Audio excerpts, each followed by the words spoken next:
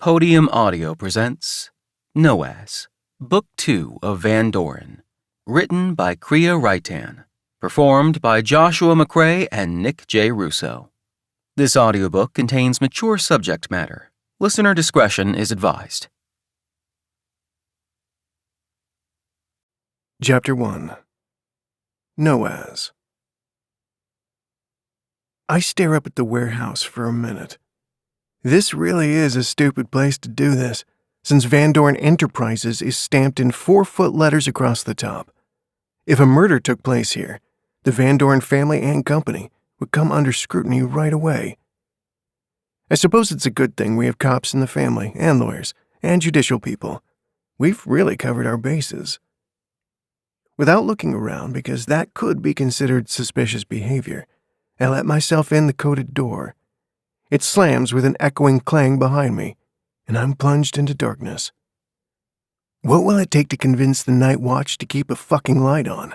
Not the threat of their jobs or a pay raise. I've tried both. Perhaps I should just rig a light that never turns off. With a frustrated huff, I use my phone's flashlight and sweep it around the area. This door led me into a large room that houses a lot of old, permanent equipment from the days when the company built things. For the most part, this building is storage for the tech Voss runs. It remains cool throughout the year so we can keep the sensitive equipment running easily. These rooms are rather impressive, if I do say so myself. I have no idea what I'm looking at when I walk into one, but that's neither here nor there, really. The building is legit. The business we house here is legit. What goes on in the bowels is no one's business but mine. The tapping of my heels echoes in the large open space. It's eerie and haunting. It's the kind of place where you swear you see shadows moving and things falling with no outside forces. We've considered opening it up to paranormal investigation shows. Our security crew alone has enough stories to tell to fill a book. Thankfully, the ghosts seem friendly enough. Thankfully, we haven't lost too many security guards because of any apparent ghosts. The thought makes me smile. I'm not truly sure if I believe in them. In my head, I'm saying, "Here, ghosty, ghosty, ghosty," in a somewhat mocking tone. But do I dare say those words out loud? No, not a damn chance. I don't want to be haunted.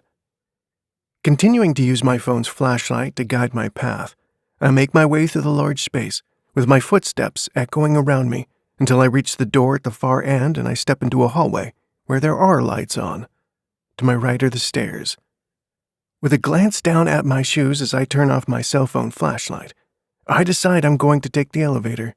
I'm all about keeping fit, but there are a lot of stairs to go down and I'm feeling impatient. The elevator is at the end of the hall, the doors open and waiting. I always thought that was weird. I'd only ever seen elevator doors remain open on the main floor at swanky hotels. At a warehouse, it just feels strange.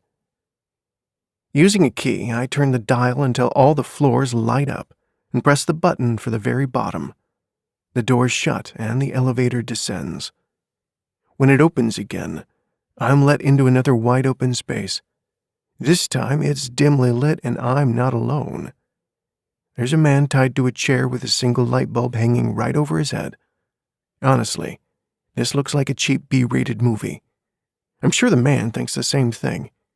However, he's not surrounded by people with rifles. It's unnecessary. We both know he's not going anywhere.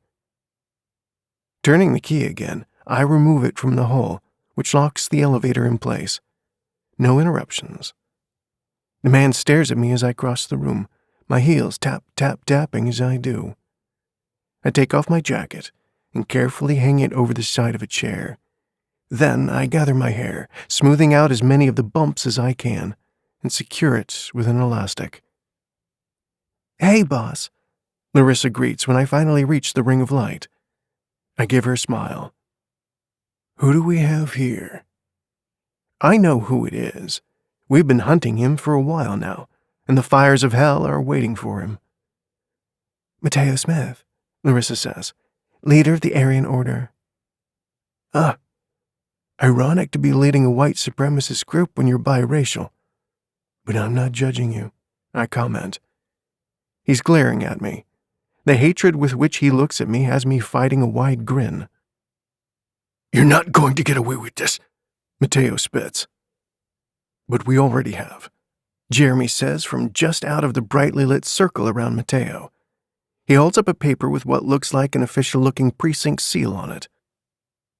"You see, you might have slipped through the hands of the law, but that's when the law calls on us."